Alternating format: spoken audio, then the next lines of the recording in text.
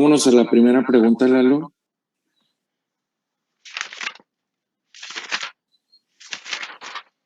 El hipercortisolismo diagnosticado durante el embarazo no es una condición común, definitivamente. Y es extremadamente raro. ¿Por qué? Porque para que lleguen a embarazarse, necesitarían ser fértiles. Y una de las características del Cushing es la infertilidad, para empezar. Entonces, un Cushing y embarazo es extremadamente raro. Muy, muy extraño. Inclusive, bueno, pero como en medicina nada es regla, como nada es regla, en hipercortisolismo activo es más factible que la paciente pueda en un momento dado llegar a embarazarse si tiene un problema de Cushing de origen adrenal.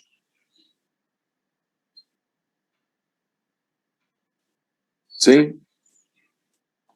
Entonces, si acaso llegamos a tener una paciente con Cushing y embarazo, lo más seguro es que va a ser un problema de origen adrenal, no de origen hipofisario, que es la principal causa en mujeres no embarazadas. ¿Sí les llamó eso la atención?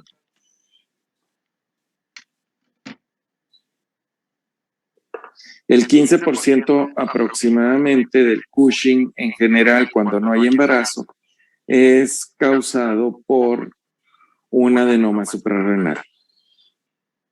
El 80% por un adenoma hipofisario productor de STH.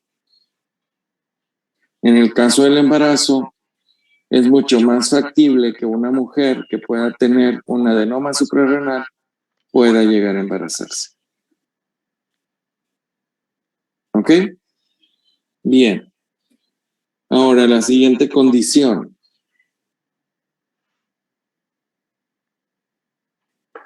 Que no sé si también se les llamó la atención. Si una vez que está el embarazo establecido, ¿cómo hacer el diagnóstico de Cushing?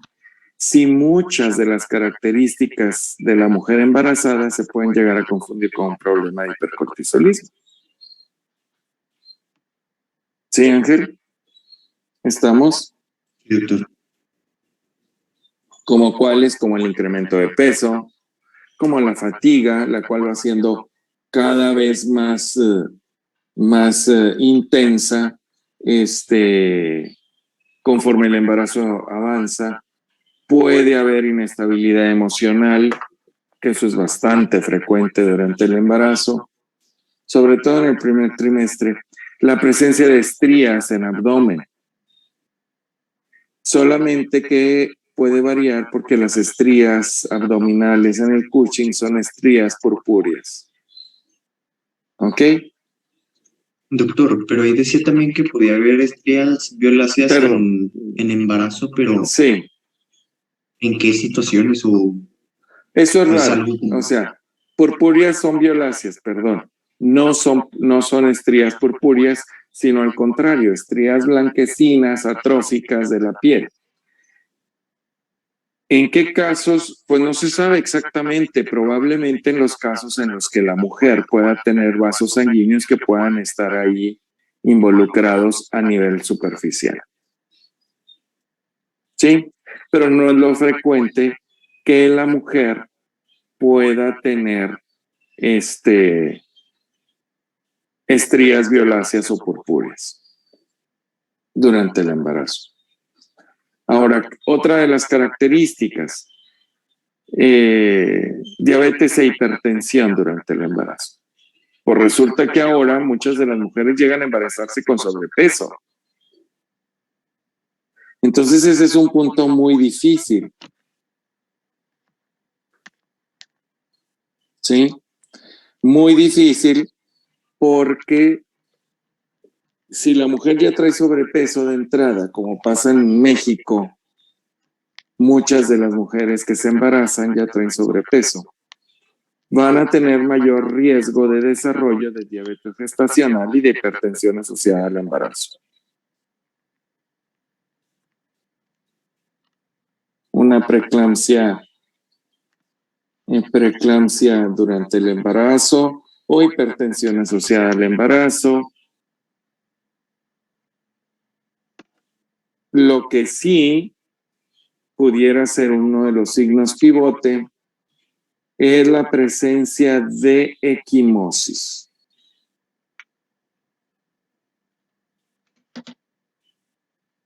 Y debilidad muscular.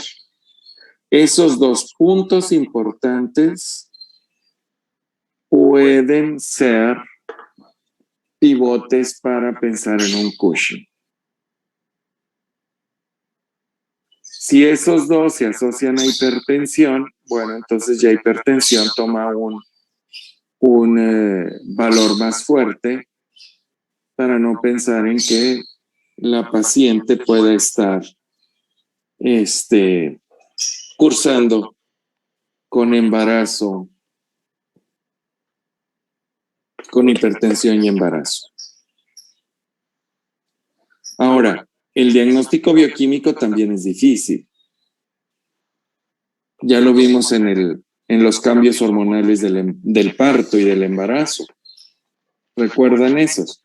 ¿Cuáles son las principales hormonas que se van a liberar durante el embarazo? Las que van a jugar a tener un peso más fuerte. Karen, ¿te acuerdas?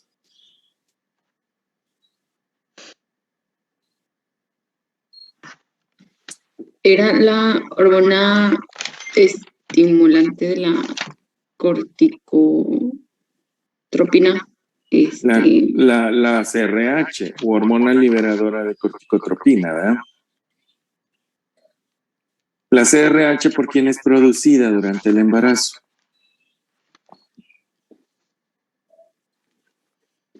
La CRH es producida por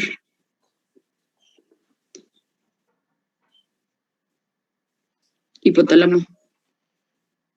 Es producida por hipotálamo, es producida por hipotálamo, pero durante el embarazo, ¿cuál es la principal fuente de CRH? Pues ahí, la placenta, ajá. La placenta, no será, es la placenta. ¿Sí? Entonces, si hay CRH incrementada, Ángel Cueto, ¿qué más? ¿Qué otras manifestaciones va a haber? ¿De los laboratorios? Pues también vimos que va a haber una supresión. Bueno, normalmente debería haber una supresión de... A ver. ¿Me escuchaste la pregunta? Sí. ¿Qué más va a haber? Si tienes CRH elevada, ¿qué consecuencia va a haber?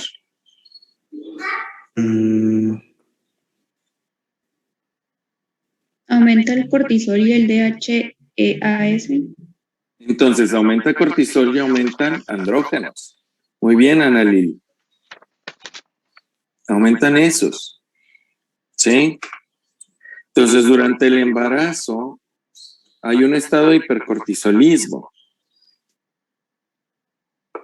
¿Se acuerdan?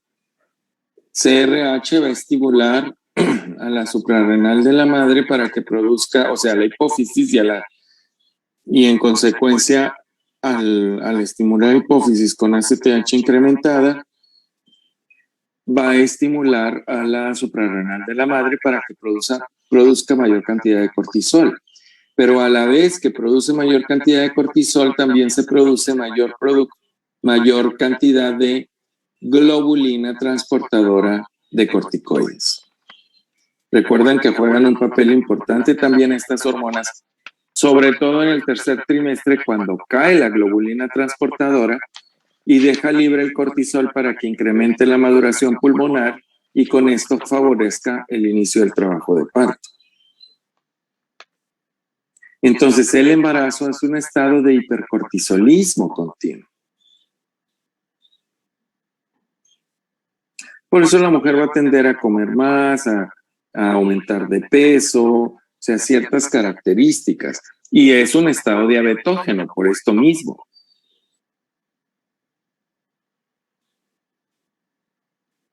¿Sí? Cortisol en sangre durante el embarazo, ¿cuánto se eleva? ¿Cuánto se llega a elevar? Porque tenemos que entender esto para poder más o menos llegar a hacer un diagnóstico. ¿Cuántas veces se eleva el cortisol en sangre durante el embarazo? Es dependiendo De del 2 a trimestre, 3 ¿no? veces ¿No? En el los primer niveles trimestre, hasta De- 3 veces. Muy bien. Sí, dependiendo del envejecimiento del embarazo. Y ya al final, en el tercer trimestre, hasta 3 veces el valor basal, inicial. Entonces, eso es hablar de una situación bastante interesante, ¿no?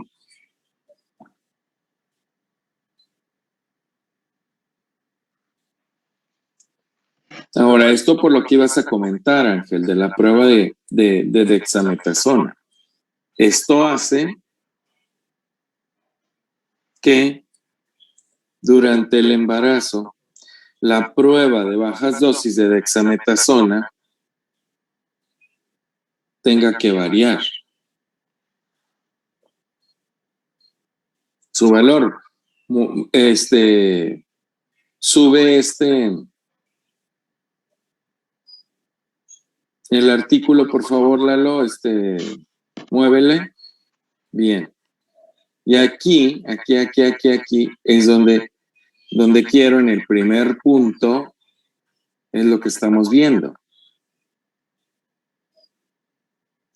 Menos del 40% de las mujeres sin síndrome de Cushing, durante el embarazo, tienen una prueba de supresión de dexametasona dosis baja con un cortisol por debajo de 50, que en otras situaciones sería una prueba positiva para Cushing. ¿Sí? Entonces, las pruebas diagnósticas habituales, híjole, entran allí en riesgo. Ahora, en segundo punto, el cortisol urinario libre también se incrementa a partir del segundo trimestre.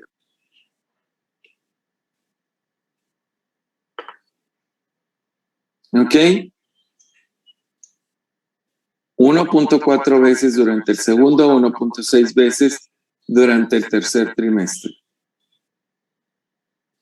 Entonces, el cortisol libre urinario tampoco puede ser tomado como un marcador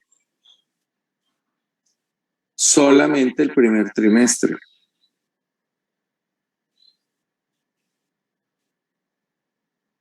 ¿Sí? Ahora bien, ¿qué pasa con la otra prueba? ¿Cuál es la otra prueba, Memo? Es la prueba de cortisol en saliva. El cortisol en saliva durante el embarazo. Esta va a salir, bueno, únicamente va a salir normal o si va a ser efectiva. Ay, no te entendí, no se oyó bien.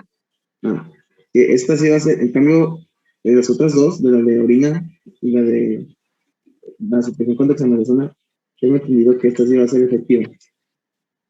Sí, nada más también incrementa y eso tenemos que tomarlo en cuenta de acuerdo, como decía Isra, de acuerdo al trimestre de embarazo en el que se encuentre la paciente, con valores de corte aproximadamente del primer trimestre menor de 6.9, del segundo trimestre menor de 7.2 y del tercer trimestre menor de 9.1. Ahí lo tienes. ¿Sí? Entonces, sí toma un valor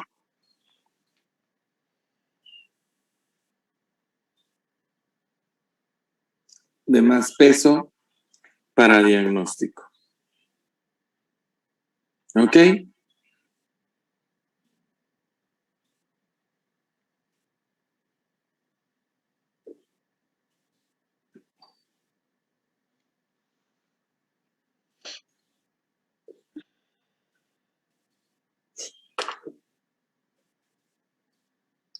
Y luego eso es nada más para diagnóstico de hipercortisolismo. Y luego para poner el apellido, si es dependiente o independiente, muévele la hojita, por favor, Lalo.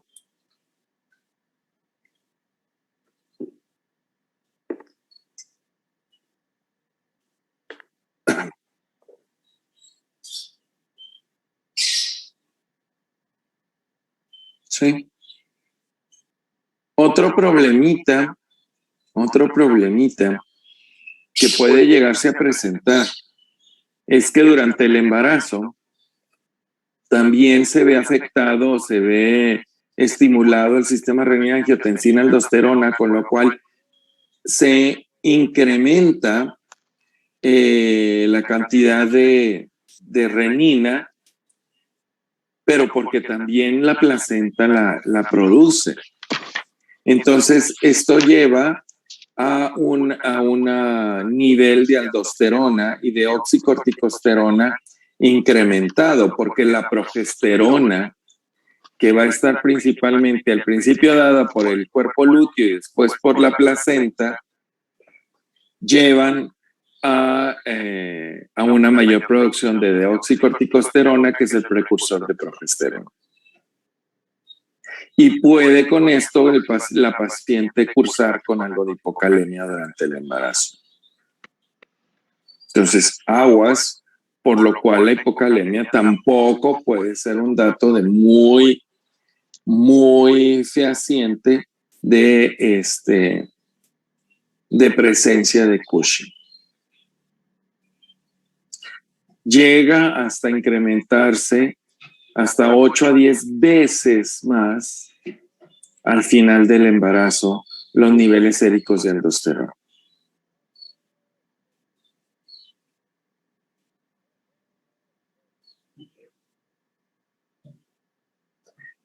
Ahora, para saber si es dependiente o independiente, nosotros tenemos que medir ACTH. Y la bronca es que ACTH y CRH son hormonas que también van a estar producidas por la placenta. Entonces nos meten ruido por todos lados. Por todos lados.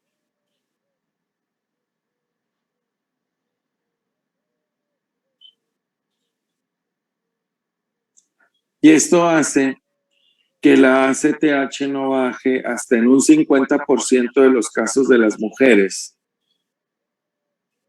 con síndrome de Cushing, fingiendo o no fingiendo, sino enmascarando y comportándose como si fuera un Cushing ACTH dependiente. Pero hay que recordar que todo esto es generado por placenta. Entonces esto es un punto sumamente importante.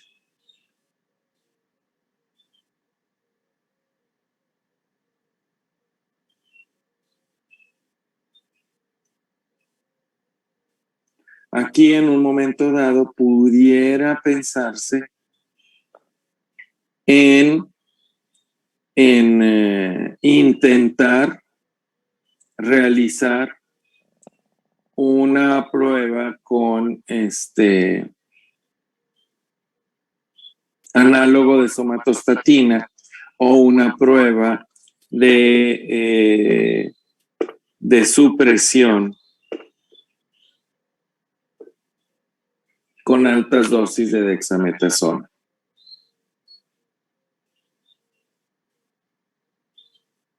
Aunque al ser una situación tan rara, pues no hay suficientes apoyo, evidencia para para decir que se utilice de manera ya continua la prueba de supresión con altas dosis de dexametasona. Entonces, bueno, si sospechamos eso, por la presencia clínica y demás, habría que ver dos cosas. No vamos a utilizar tomografía, porque no podemos radiar a una mujer que está embarazada. Entonces, tomografía no la vamos a poder utilizar. Nos iríamos, está ahí contraindicada, nos iríamos con la realización, ya sea de un ultrasonido de alta efectividad de suprarrenales o una resonancia magnética de hipófisis y de adrenales. Nada más que la resonancia magnética deberá ser realizada sin contraste durante el embarazo.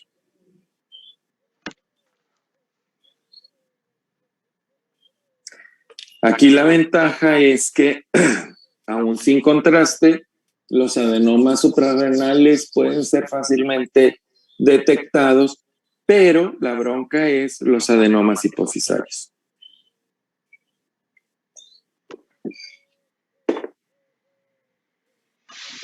Cuando no se utiliza contraste, no están fácilmente detectables.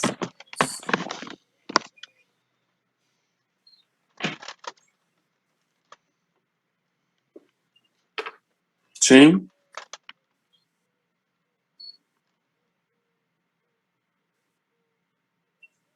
Ahora, bájale tantito. Cuando la paciente tiene hipertensión, si la paciente tiene, la tercera pregunta, si la paciente tiene hipertensión durante el embarazo, pues aquí lo ideal para hacer diagnóstico diferencial principalmente es con preeclampsia. Pero hay que tomar en cuenta que preeclampsia e hipertensión gestacional se van a ver manifiestas después de la semana 20 de embarazo. Por lo tanto, si la paciente llega a tener hipertensión recientemente diagnosticada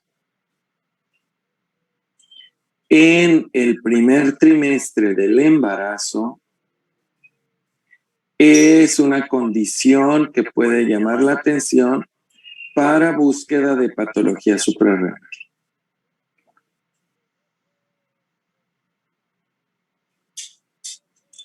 Hipertensión secundaria durante los embarazos es aproximadamente el 0.24% de todos los embarazos. Que ustedes dirían, bueno, es una condición muy baja, pero obviamente al tener tantos embarazos, pues vamos a ver algún caso. La causa principal de hipertensión secundaria durante el embarazo es la enfermedad renal crónica. Esa es la principal, la insuficiencia renal crónica, que ya me ha tocado pacientes embarazadas con insuficiencia renal crónica o con enfermedad renal crónica.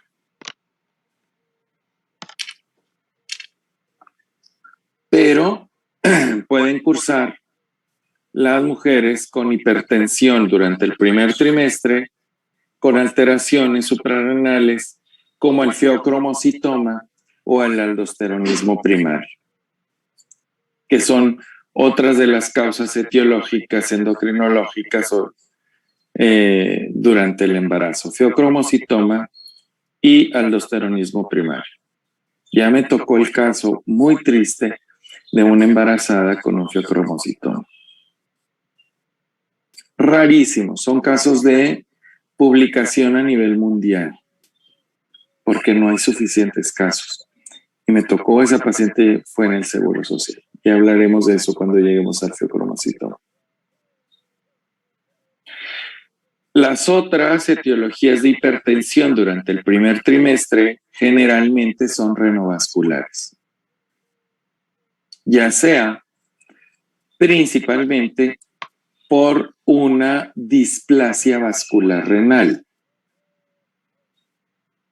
o una estenosis arterial renal. La displasia es la más frecuente porque son mujeres jóvenes. Entonces tendríamos ese punto interesante.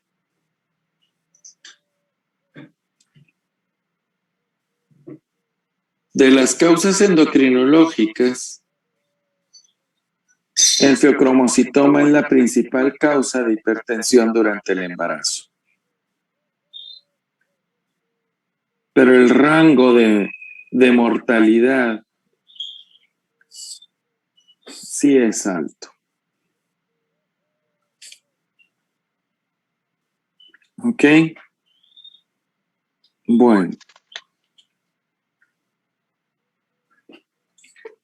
El diagnóstico de síndrome de Cushing durante el embarazo es un diagnóstico difícil y tenemos que pues irnos por una situación un poquito más intuitiva.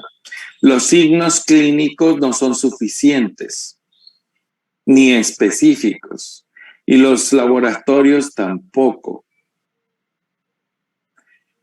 Aquí el punto de hipertensión puede tomar un valor muy importante si se detecta durante el primer trimestre del embarazo. ¿Sí?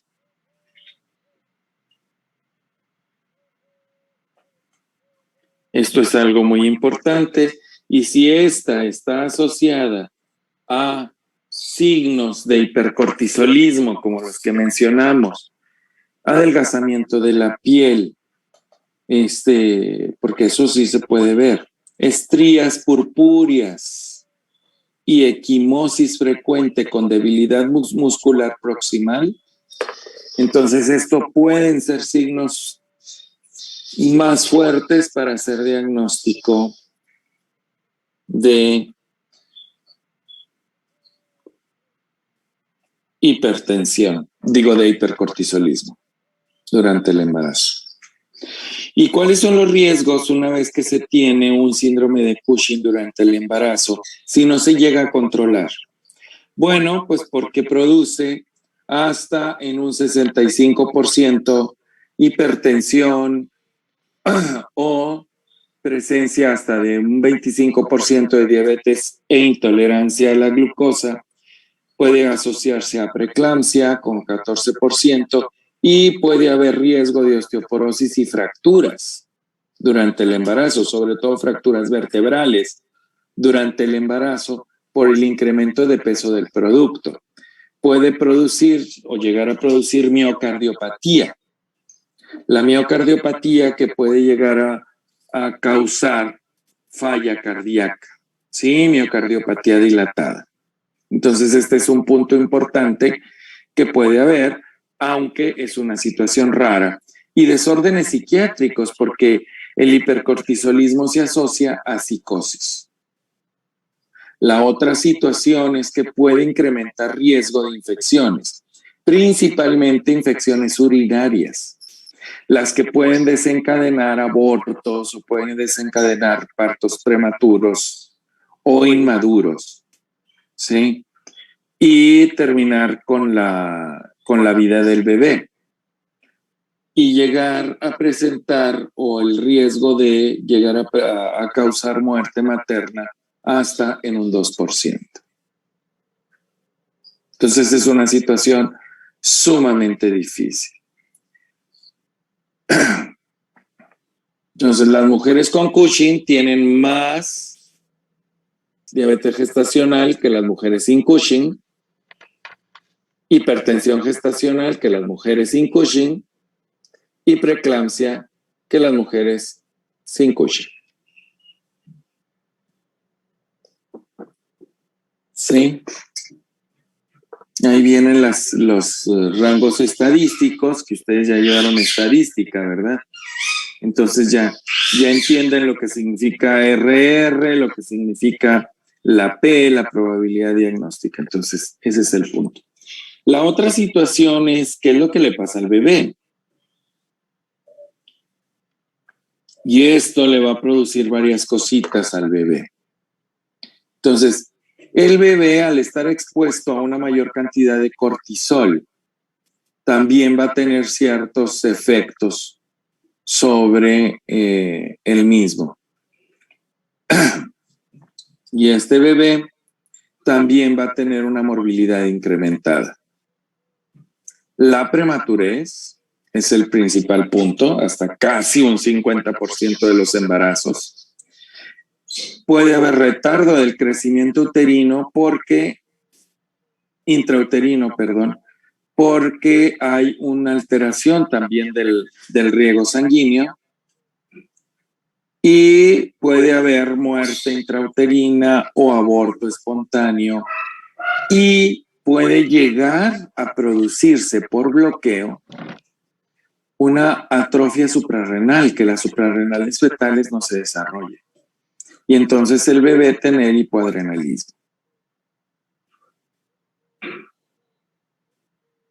Entonces esta es una situación mucho más grave con 33.3% más de morbilidad fetal en una mujer con síndrome de Cushing.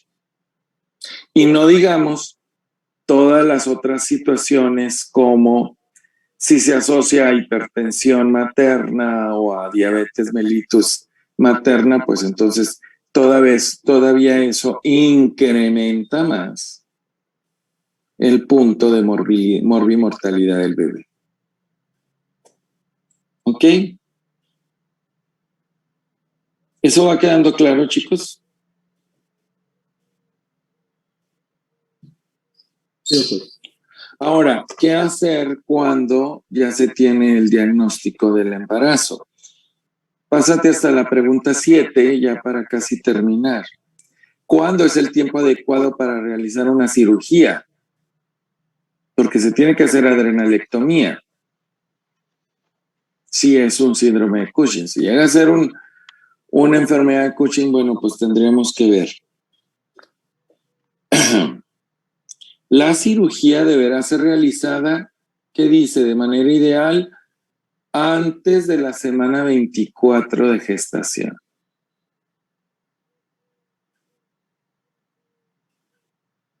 Si se realiza durante el tercer trimestre del embarazo, el riesgo de desencadenar un trabajo de parto prematuro es muy alto. Y lo ideal es la realización de una cirugía o una adrenalectomía laparoscópica. Entonces, no cualquiera hace cirugía adrenal laparoscópica.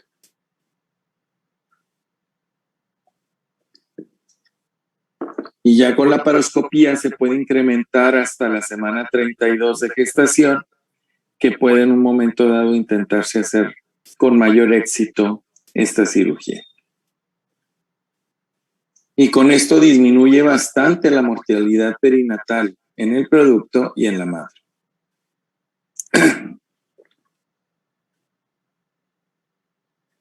Pero el bebé de todos modos tiene riesgo de nacer con un bajo peso o de que pueda haber prematurez.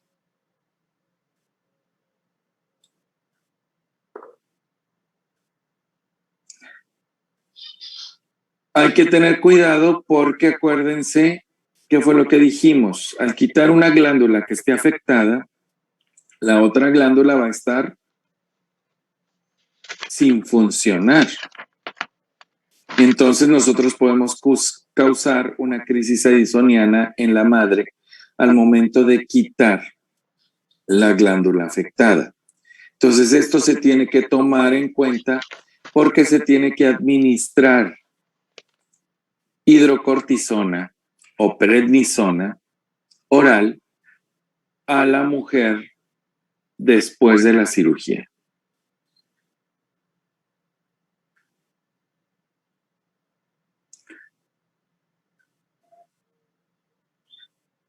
La cual la debe de incrementar en el tercer trimestre del embarazo.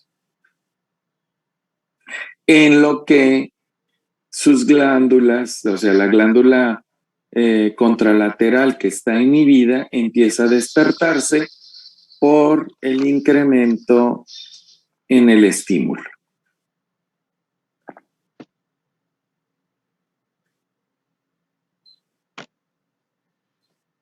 ¿Ok? ¿No hay dudas en esto? Ahora, lo que hablaba Ángel. Aquellas pacientes, cuando se va a intentar dar un tratamiento farmacológico, y ahí está el punto, Ángel. El tratamiento ideal de las pacientes es quirúrgico. ¿Sí? Quirúrgico. La bronca es cuando se detecta muy tardío. Si se detecta muy tardío, entonces hay que intentar, pues ya no se va a poder realizar la cirugía. Y entonces hay que intentar hacer un manejo conservador con medicamentos anticortisólicos y controlar todas las comorbilidades que se encuentran presentes. ¿Estamos? ¿Sí? Como son hipertensión y diabetes. ¿Sí, Ángel? Doctor. Bueno, entonces, esto, desgraciadamente, no tiene mucha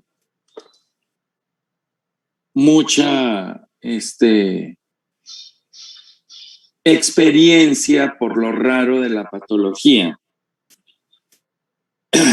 Y se puede intentar hacer uso con la metirapona para controlar de manera más efectiva el hipercortisolismo, pero aquí en México es más difícil con la metirapona poderla conseguir. Y esta puede inclusive agravar la hipertensión porque se acumula el precursor de aldosterona. Es una droga anticortisólica directa y bloquea la línea del cortisol, pero acumula el resto hacia atrás que se van por la línea de los mineralocorticoides y entonces provoca un hiperaldosteronismo. Y con esto se agrava la hipertensión. Ahí el porqué de tu pregunta, Ángel. Creo que ahí está la respuesta de lo que tú estabas preguntando. ¿Sí? Sí, doctor. Ahora, no es con el ketoconazol tanto, sino con la metirapona. Con el ketoconazol se obtiene una buena respuesta para mejorar el hipercortisolismo, un buen control. Aquí la situación es que es mejor tolerado, es un poquito más tolerado, tanto por la madre como por el feto. Doctor. Ahora, un punto importante, no produce tanta teratogenicidad en el feto, que esa es una situación importante. ¿Por qué? Porque ya está en el tercer trimestre. ¿Sí? Doctor. Sí, ya tienen clase. Sí. Sí, ok. Entonces nos vemos el lunes, les mando los artículos este fin y checamos incidentaloma el lunes. Bye bye.